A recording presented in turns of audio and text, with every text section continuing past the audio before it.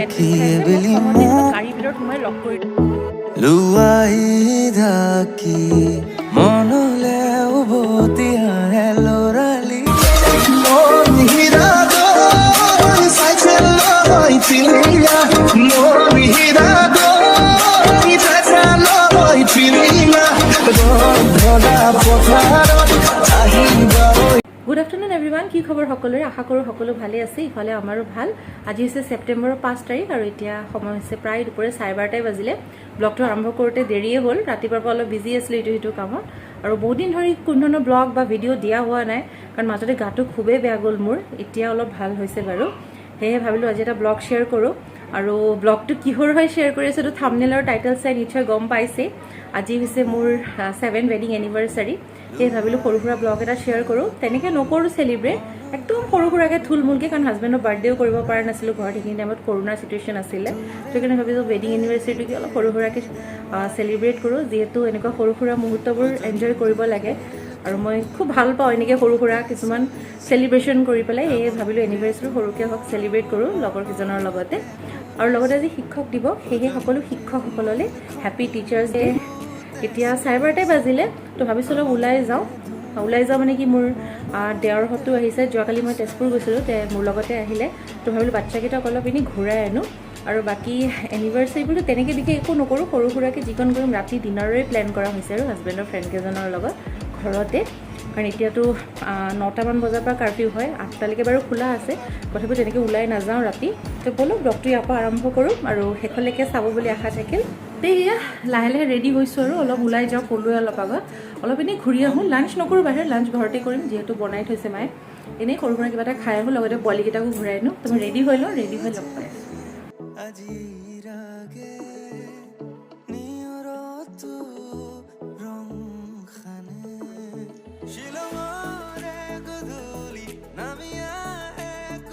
এই পোৱালীকেইটাই ইমান জ্বলাইছে ভিতৰত, উপায় নাপায় অৰ্ডাৰ কৰি আমি বাহিৰত ৰখি আছোঁ। কেডবেৰিজ খাই আছে। মই খঙতে সিহঁতক গাড়ীৰ ভিতৰত সোমাই লক কৰি দিছিলোঁ, পিছত আকৌ ভয়ো লাগে যদি গিয়াৰ চিয়াৰ লগাই দিয়ে, আকৌ ওলাই দিলোঁ। সিহঁতে কেডবেৰিজ খাই আছে, মানে কি ক'ম, ইমান হুলস্থুল কৰি আছে ভিতৰত।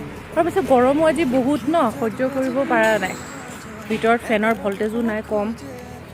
আৰু সেয়া অৰ্ডাৰটো হ'লে খাই যাওঁ, যিহেতু ষ্টাৰ্টাৰে অৰ্ডাৰ মানে স্নেক্সে অৰ্ডাৰ কৰিছোঁ। লাঞ্চ ঘৰতে গৈ কৰিম, নহ'লে মায়ে খং কৰিব বনাই থৈছে।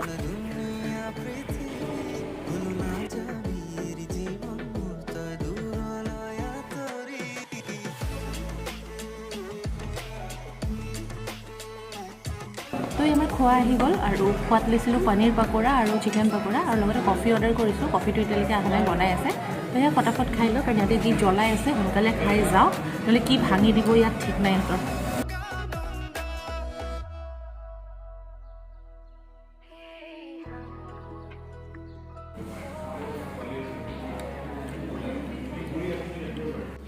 গুড ইভিনিং ফ্ৰেণ্ডছ, এতিয়া সময় হৈছে সন্ধিয়া 7:30 আৰু অথনি তাৰ পৰা অহাৰ পিছত ঘৰত লাঞ্চ কৰিলোঁ, তাৰপিছত নিজে অলপ ৰেষ্ট ল'লোঁ, ল'ৰাকো খোৱালোঁ আৰু এতিয়া ডিনাৰ প্ৰিপেৰেশ্যন কৰি থকা হৈছে। একচুৱেলি মই বনাম ভাবিছিলোঁ, কিন্তু দেওৰৰ ৱাইফে ক'লে তাই বনাব, চ' তাই বনাই আছে, মই ৰেডি কৰি দিলোঁ। আৰু বিশেষ তেনেকৈ কাকো কোৱা নাই, আমি মোটামুটি 10-12জনমান হ'ম আৰু হাজবেণ্ডৰ ফ্ৰেণ্ডছ আৰু আমি ঘৰৰকেইটাই। আৰু যিহেতু আজি বহুত গৰম পৰিছে, তো ডিনাৰো একেবাৰে চিম্পল, প্লেইন দাইল, মাংস আৰু পাপৰ ফ্ৰাই, বেছি হেভি একো পোলাও চোলাও কৰা নাই, কাৰণ আজি বহুত গৰম। আৰু সেয়া তাই ৰান্ধি আছে, ব'লক আপোনালোকক অলপ দেখাওঁ। আৰু লগতে কেক আনিছোঁ, কেক কাটিম।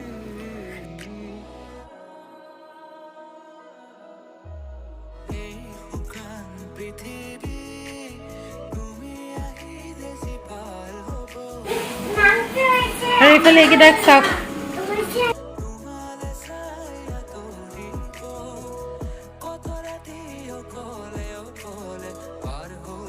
পোৱালি দুটা খেলি আছে। অঁ,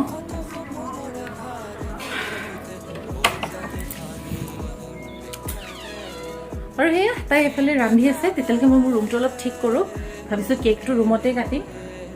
আৰু এইফালে মোৰ দেউতাৰ ফটো, আগতো এবাৰ কৈছোঁ ব্লগ এটাত, ঢুকালে, এতিয়া নাই, আজি প্ৰায় 8 বছৰে হৈ গ'ল ঢুকোৱা। তো সেয়া এতিয়া ৰুমটো অলপ চিজিল কৰোঁ, যিহেতু ল'ৰা ছোৱালীকেইটাই খেলি পূৰা লেতেৰা কৰি থৈছে। আকৌ অলপ পিছত লগ পাই আছোঁ। ফ্ৰেণ্ডছ, গা পা ধুই পূৰা ফ্ৰেছ হ'লোঁ আৰু অলপ ৰেডি চেডি হৈছোঁ। বিশেষ একো কৰা নাই, চিম্পলকৈ ৰেডি হৈছোঁ, কাৰণ আপোনালোকে জানেই, যোনে মোৰ ব্লগ চাই মই চিম্পলি থাকি ভাল পাওঁ। আৰু এতিয়া হাজবেণ্ডৰ লগৰ কেইজনো আহিলে, 9:30 বাজিব হ'ল, কেকটো কাটি লওঁ যিহেতু আকৌ দেওৰটো আকৌ গুচি যাব ৰিটাৰ্ণ তেজপুৰ, তাৰ লগৰ এজন আহিছে গাড়ী লৈ তাক ল'বৰ কাৰণে। তো ফটাফট কেকটো কাটি ডিনাৰটো ছাৰ্ভ কৰোঁ। কৈছিলোঁ থাকিবৰ কাৰণে, নাথাকি কিবা কাম আছে বোলে। তো সেয়া হ'ল, কেকটো কাটি লওঁ।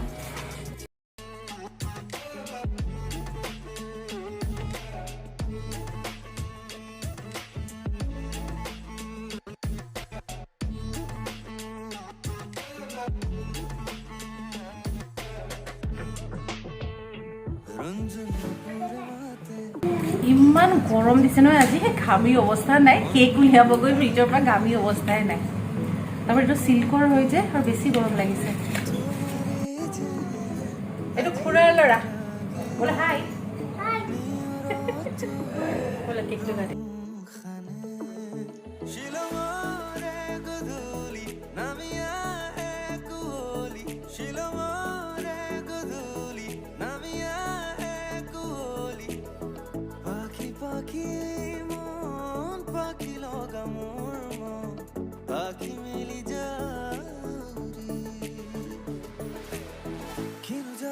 বুকুৰ মাজত এন্ধাৰতো বাট খোজে, দুহাতেৰে ফালি দুখৰে নয় নতুনৰে ধুতুলে বাৰু আছে ৰহি পাৰে মূল দুনিয়া পৃথিৱী বলো না যাবি জীৱন মোৰ তই দূৰলৈ আঁতৰি।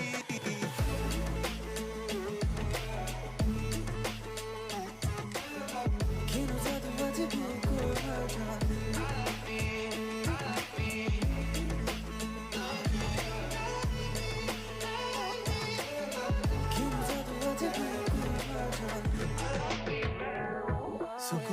সাউতে দেখিলে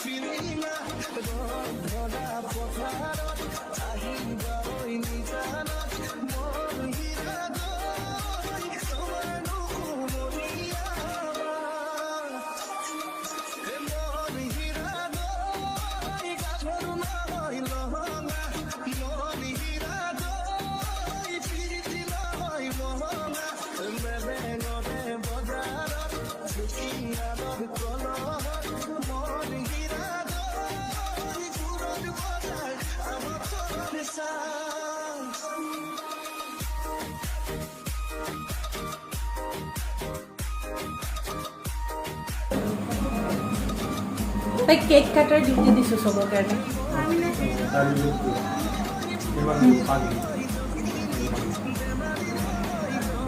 এটা আমাৰ পাগলি, হ্যাঁ এটা মোৰ ননদ খুড়াৰ ছোৱালী। পাগলি যে কিয় পাগলি পাগলি কৈ আছা?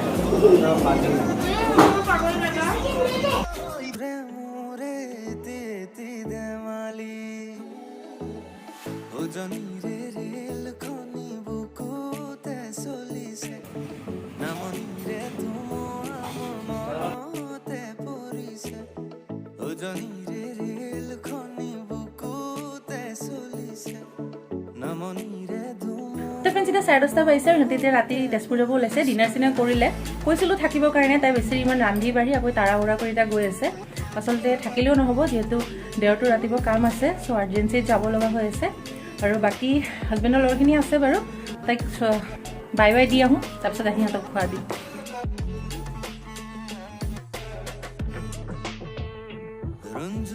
মোৰ একে ঘামি ভৰি অৱস্থা নাই, আৰু সিহঁতে গুচি গ'ল যে এতিয়া বেয়াই লাগি আছে। যিহেতু ল'ৰা ছোৱালীকেইটা উৎপাত কৰি থাকে, হুলস্থুল কৰি থাকে, ভাল লাগে। এতিয়া ঘৰ পূৰাই ঠাণ্ডা হ'ব, আৰু এতিয়া হাজবেণ্ডৰ ফ্ৰেণ্ডকেইজনে খাই আছে, সিহঁতে তাৰপিছত একেবাৰে ঠাণ্ডা হৈ যাব। আৰু আজি ইমান গৰম দিছে, ঘামি অৱস্থা নাই। ভাবিছিলোঁ ৰুমতে ডিনাৰ কৰিব দিম বুলি চিটো চলাই পেলাই, কিন্তু ৰুমত চবৰ কাৰণে জেগা নাটিব, ল'ৰাই বহুত উৎপাত কৰি কাৰণে কিচেনতে দিছোঁ। আৰু সেই চবৰে ডিনাৰ কৰি হৈ গ'ল, খালি মা দেউতা মই হাজবেণ্ড বাকী আছে, আমি কৰিলে আৰু হৈ যাব। আৰু খোৱা টেষ্টি বনাইছে বোলে তাই, চবেই কৈ আছে। আৰু সেয়া এতিয়া যাওঁ, নিজৰ ডিনাৰটো কৰি লওঁ। তেনেকৈ 12টা বাজিব, প্ৰায় 10-15 মিনিট আছে। আৰু বাকী সকলোখিনি খাই বৈ গ'ল, ময়ো কাম বন কৰি গা পা ধুই পূৰা ফ্ৰী। এতিয়া শুম, আৰু দেওৰ হয়তো গৈ পালেগৈ, ফোন কৰি জনাইছিলে। আৰু সেয়া ভালকৈ হৈ গ'ল, সৰু সুৰাকৈ কৰিছোঁ যদি ধুনীয়াকৈ হৈ গ'ল, সেইটোৱে ভাল লাগি আছে। সকলোৱে ধুনীয়াকৈ খাই বৈ গ'ল। আৰু মাজে মাজে এনেকুৱা চেলিব্ৰেশ্যন কৰিব লাগে, লাইফৰ কিছু কিছু সৰু সৰু মুহূৰ্তবোৰ ভালদৰে চেলিব্ৰেট কৰিব লাগে। এইটো কোনো শ্ব' অফৰ কথা নহয়, কাৰণ কিয় আমি এতিয়া আছোঁ, হয়তো ফিউচাৰত নেক্সট ইয়েৰ পাওঁনে নাই ঠিক নাই, কাৰণ লাইফৰ আজিকালি কোনো ভেলু নাই ক'ব গ'লে। তাৰে এক্সাম্পল হিচাপে আমাৰ বিগ বছ 13ৰ যোনটো মানে কণ্টেষ্টেণ্ট আছিলে সিদ্ধাৰ্থ শুক্লা, তাকে চাওকচোন কিমান ফিটনেছ ফ্ৰীক আছিলে, কিন্তু ঘপককৈ 2 ছেপ্টেম্বৰৰ দিনা সি ঢুকাই থাকিলে। মানে আনবিলিভেবল শ্বকড। এতিয়াও বিলিভ নহয় যে সি নাই।